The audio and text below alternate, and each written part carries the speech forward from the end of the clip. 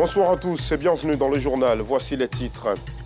Yopougon, camp militaire, est agressé par les eaux usées. Les populations souffrent de certaines maladies à cause des odeurs insupportables de ces eaux de ruissellement qui découlent très souvent des canalisations. La colère de la rédaction dans ce journal. Dans l'actualité hors de nos frontières, il ne reste plus que 102 jours avant la tenue des Jeux Olympiques de Paris 2024. La flamme olympique a été allumée aujourd'hui à Olympie, en Grèce. Voilà pour le sommaire, ouvrant cette édition par la rubrique de ce mardi.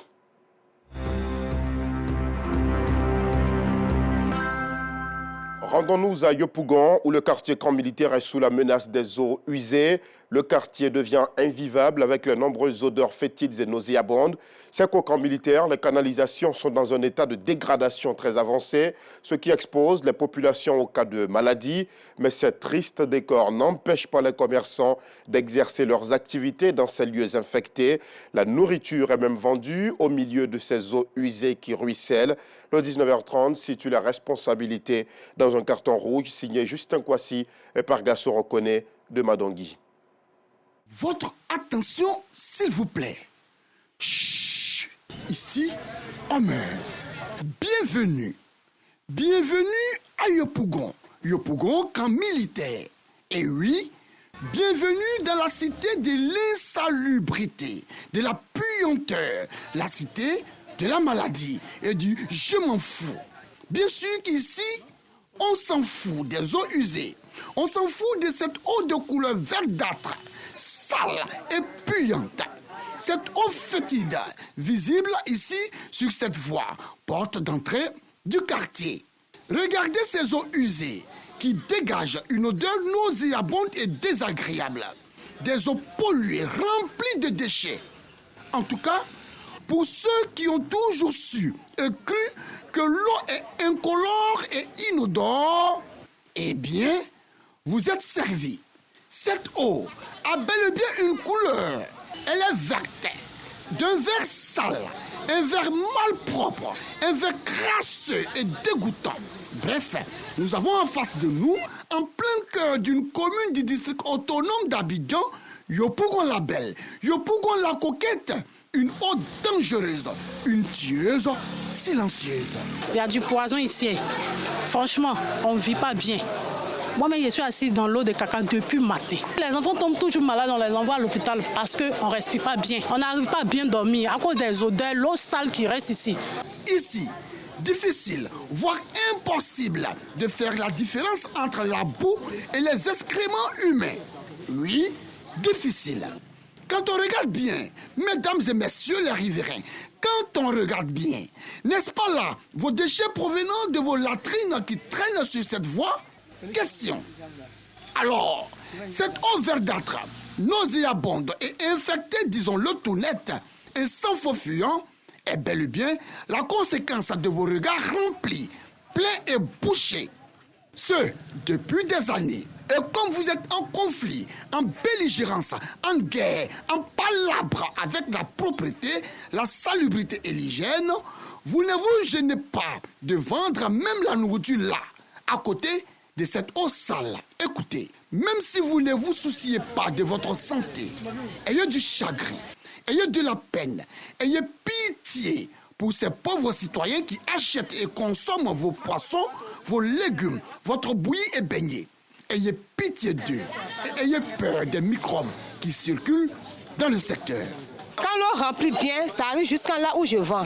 On a besoin de se mettre en haut là-bas pour vendre. Donc quand la voiture rentre dedans, l'eau la jaillit pour nous trouver là-bas. Souvent ça verse même souvent sur la marchandise. On a oublié de s'asseoir dans l'eau pour vendre à cause des enfants. C'est vrai qu'on ne souffre pas de ce qu'on ignore. Mais sachez une chose, l'ignorance est une maladie grave. Elle tue.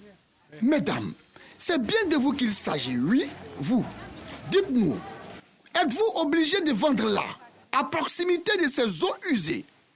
Quant à vous les clients, êtes-vous contraints d'ingurgiter cette semoule de manioc dans ces conditions d'odeur insupportables? Ne voyez-vous pas ces microbes, ces bactéries, ces insectes et ces mouches qui volent, qui survolent, qui planent, qui se baladent et qui baignent dans ces eaux répugnantes pour ensuite se poser sur votre nourriture? Ne voyez-vous pas ça? Bon, quand on mange aussi, là, c'est dangereux aussi parce que les mouches, là, ils s'asseyent dessus. Nos mains, là, sont comme ça, en train de balancer dessus, chose qui n'est pas normale. Et ils quittent dans l'eau qu'elle a là, pour aller s'asseoir sur les manger. En ce qui concerne les raisons évoquées par ces commerçants, c'est toujours le même refrain, la même chanson, le même discours. On ne sait où aller. On va faire comment? C'est ici qu'on se débrouille. Ces petits bouts de phrases maintiennent malheureusement et dangereusement ce vendeur de poulets braisés. Ces poulets, qui nous en sommes sûrs, souffrent dans leur chair morte, leur chair inerte et trépassée. En fait, ce vendeur de poulets, lui, s'en fout éperdument de cette eau polluée. Il s'en fout de sa santé. Il s'en fout même de la santé de ses clients. Pour lui, seul son argent compte. Un point, un trait. Quand là c'est boussé, c'est longtemps. L'eau là c'est trop sale. Il n'y a pas l'autre coin, il n'y a pas moyen. Tenez-vous bien, cette table plongée dans ces eaux pleines de déchets, loin d'être abandonnée. Figurez-vous, la propriétaire Salibata, malgré les risques de maladie, malgré le danger qui la guette, trouve le moyen et le vilain plaisir d'y mettre les pieds pour exposer sa marchandise au vu et au su de tous. Salimata, pourquoi fais-tu ça? Pourquoi défies-tu la maladie ou la mort? Quand il y avait un peu d'eau, donc j'ai mis le table devant là-bas pour pouvoir vendre. Mais arrivé à un certain moment, l'eau a pris partout. Donc on est obligé de venir. Cette rue réhabilitée il y a à peine quelques mois, devenue malheureusement un pire cauchemar pour les automobilistes. La voie était remplie. Quand tu passes comme ça, quand tu prends le frein, tu entends des bruits crac, crac. De 1, ça gâte la voiture. De 2, une odeur nauséabonde, on ne peut pas respirer. Cette eau-là, de la mort, c'est comme c'est des nids verts. On ne sait pas c'est constitué de quoi. Vous n'êtes pas au bout de votre souffle. Selon les riverains, cette voie est le chemin inévitable qu'empruntent les élèves pour accéder à cette école primaire qui jouxte ces eaux usées. Ces élèves innocents sont eux aussi exposés. C'est nous qui aidons les élèves à passer à côté, pour ne pas passer dans l'eau sale. Les enseignants se plaignent de l'odeur de l'eau, puis les enfants passent dans l'eau, donc ça rend les enfants malades. Voilà, quand il pleut, les gens ouvrent leurs regards là, ça vient, ça traverse et tout vient se rassembler ici. Donc ça fait que l'eau a duré, c'est pourquoi elle a changé de couleur, c'est vert et ça sent. Face à ce comportement incivique et immoral des riverains de la belle cité de Yopougon militaire, que dis-je, de la cité des eaux usées, face à ces décors tristes, ce tableau sombre, sale et obscur, un carton rouge est attribué aux riverains responsables et victimes de leur propre comportement d'insalubrité et d'indiscipline, de leur mauvais comportement qui d'ailleurs expose toute une population. Carton rouge aussi à tous ces commerçants qui vendent des aliments directement consommables dans ces eaux usées, ces eaux sales, ceci sans regret. Un carton rouge aux autorités municipales qui encaissent des taxes ici, selon les commerçants, et qui ne ménagent aucun effort, qui se fichent du reste de la situation d'insalubrité que subissent et vivent les populations de ce quartier. Les autorités municipales qui refusent de faire la police pour permettre aux administrés de leur commune de respirer l'air pur. Carton rouge, oui. Carton rouge et encore carton rouge au ministère de l'Hydraulique, de l'Assainissement et de la Salubrité qui ne prend aucune mesure de répression, aucune sanction à l'encontre de ces personnes en conflit avec l'hygiène et la propreté. Écoutez, la propreté, c'est l'affaire de tous. La santé doit être donc primordiale. C'est pourquoi elle est l'un des piliers, sinon le troisième objectif clé des 17 objectifs de développement durable, ODD, instaurés par l'Organisation des Nations Unies. La santé, c'est la vie. Alors que chacun assume ses responsabilités afin d'offrir une vie saine aux populations de Yopougon militaire. Pour l'heure, chut, silence, ici, on meurt. Nous espérons vivement des actions pour le bonheur des populations de Yopougon camp militaire. À Béyagui, dans la région de la Nawa, les populations sont reconnaissantes au président Alassane Ouattara pour ses nombreuses actions de développement dans la localité. Et pour matérialiser leur gratitude au chef de l'État, ils ont organisé une cérémonie officielle d'hommage le samedi 23 mars 2024 à la place de l'Indépendance. C'est ce que nous montrent Herman Niamia et Assit Andiara. Manifester sa reconnaissance et exprimer sa gratitude au président de la République Alassane Ouattara pour sa contribution constructive à travers une politique de développement profitable au bien-être des populations du département de Miyagi. C'est tout le sens de cette cérémonie d'hommage au chef de l'État initiée par le maire de la commune de Miyagi qui entend promouvoir les actions gouvernementales dans sa localité. Ce n'est pas fortuit de rendre un vibrant hommage au président de la République. Moi, je suis arrivé. Je suis l'un de ses petits disciples. Je vais continuer dans cet élan. Mais sans lui, je n'ai pas d'énergie, je n'ai pas de force. Et donc c'est sur lui nous comptons pour que nous puissions réussir tout ce que nous avons entrepris.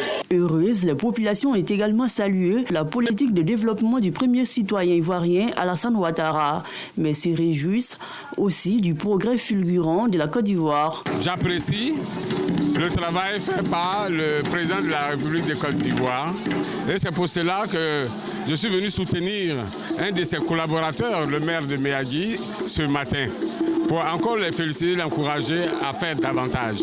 Je dis merci au président de la République d'avoir, dans un premier temps, pour tout ce qu'il a fait pour le département de Miyagi. C'est pour cela, nous, population de Miyagi, nous l'honorons aujourd'hui pour son vrai programme qu'il a fait pour le département de Miyagi. Je profite de cette occasion pour dire merci à Monsieur le Président de la République, Monsieur Son Excellence, Monsieur Alassane Ouattara, pour tout ce qu'il a fait pour le département de Miyagi. Ces dernières années, Miyagi a bénéficié de la construction d'un hôpital général avec des équipements des dernières générations, d'un commissariat de police et de plusieurs autres infrastructures de développement. Dans un autre chapitre, le 9e chef de la communauté Atchan du village d'Abia Abeti a connu. Il s'agit de Samuel Abokon Mobio. Il est issu de la génération Tchagba à Soukrou, une génération qui prend les rênes du pouvoir en remplacement des Dougbo. La cérémonie d'intronisation s'est déroulée en présence de Fedana Yeo et Assit Andiara.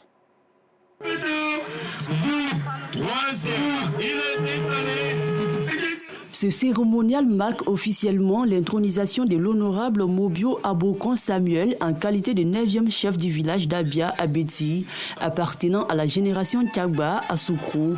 Le nouveau chef a reçu ses attributs des doyens de la génération Dougo, à laquelle appartenait le chef précédent. Abi Raoul, parrain de la cérémonie d'intronisation, a invité les uns et les autres au respect du chef. Nous devons un respect et dévotion à nos chefs.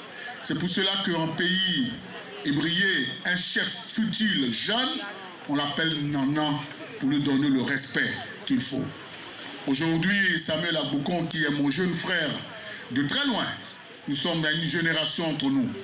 Aujourd'hui, il est le chef du village d'Abia Abeti. Systématiquement, je deviens son sujet. Je prends ses ordres, les ordres de chez lui. Quand je viens dans ce village, je nous rends les honneurs.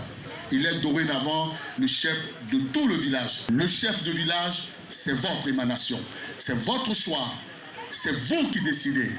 Vous lui devez donc, à partir d'aujourd'hui, respect. Cette cérémonie d'intronisation réjouit les villageois.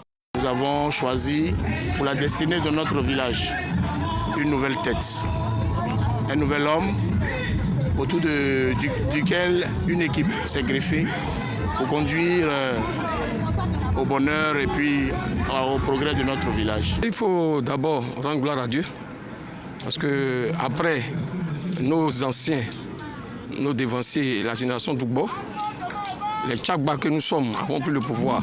Donc c'est d'abord une grande joie et pour la génération d'abord et pour tout le village. Parce qu'après plusieurs discussions, nous sommes entendus et toute la génération a pu choisir celui que nous voulons pour pouvoir aujourd'hui l'introniser. Le nouveau chef exprime sa gratitude à ses pairs. La cohésion sociale est au cœur de son projet de gouvernance. Quand vous êtes parmi une plénitude de personnes et que le choix se porte sur vous, vous ne pouvez que vous réjouir et puis dire merci à votre génération. C'est un sentiment de joie qui m'anime ce jour.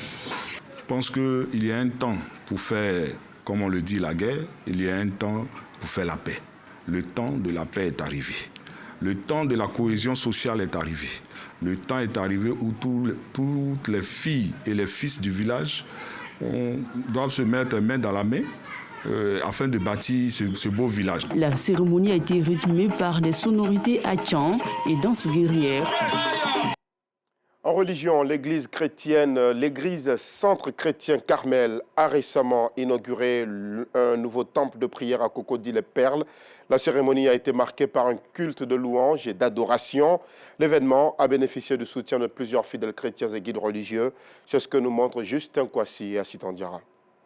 La coupure du ruban est un acte symbolique pour marquer l'inauguration du nouveau temple de prière de l'église Centre Chrétien Carmel dans la commune de Cocody. Et en le coupant, nous symbolisons, marquons le relâchement de la gloire de Dieu. Ce moment spécial dans la vie de l'église a été marqué par un culte de louange et d'adoration. Pour le pasteur principal, Marius Seka, ce nouveau temple est l'aboutissement de plusieurs années de prière et de travail.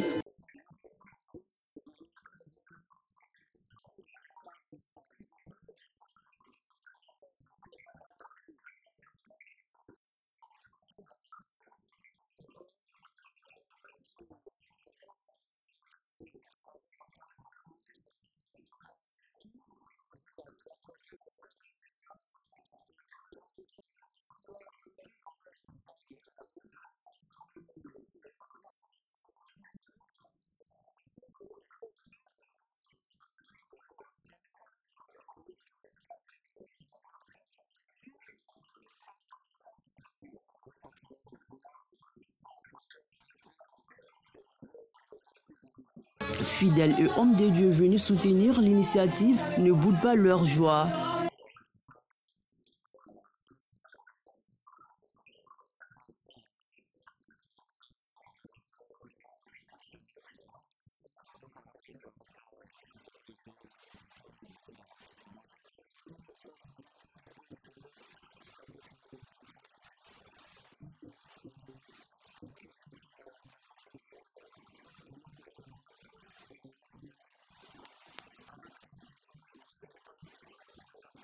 Des prières, des prestations artistiques et des dons ont marqué cette cérémonie. Dans l'actualité hors de nos frontières au Togo, les élections législatives et régionales sont prévues le 29 avril 2024. La communauté économique des États de l'Afrique de l'Ouest, CEDEAO, a annoncé le 15 avril l'envoi d'une mission exploratoire. Mais ce mardi 16 avril, l'organisation sous-régionale ne parle plus que d'une mission d'information dans ce pays marqué par un contexte politique tendu suite à l'adoption fin mars d'une nouvelle constitution. Hier soir, la CEDEAO diffuse un premier communiqué dans lequel elle annonce l'envoi d'une mission exploratoire, selon le terme utilisé par l'organisation, pour, dit-elle, interagir avec les principales parties prenantes sur les derniers développements dans le pays. La commission de la CEDEAO dit avoir jugé nécessaire de dépêcher une telle mission dans un contexte qualifié de crucial. L'organisation sous-régionale estime alors que les élections initialement prévues le 13 avril ont été reportées en raison de la gravité des réformes constitutionnelles controversées que le gouvernement prévoyait d'introduire. Un communiqué que la CEDEAO diffuse sur le réseau social X, anciennement appelé Twitter. Nous vous le disions également en titre, il ne reste plus que 102 jours avant la tenue des Jeux Olympiques de Paris 2024. La flamme olympique a été allumée à Olympie, en Grèce. C'est le début d'un périple qui doit la mener jusqu'à la capitale française en juillet 2024. Le feu sacré traversera la Grèce pendant 11 jours avant d'embarquer sur le voilier de Belém. Elle arrivera en France le 8 mai à Marseille. Nous sommes au terme de ce journal. Merci de nous avoir suivis. Excellente soirée sur RTI 2.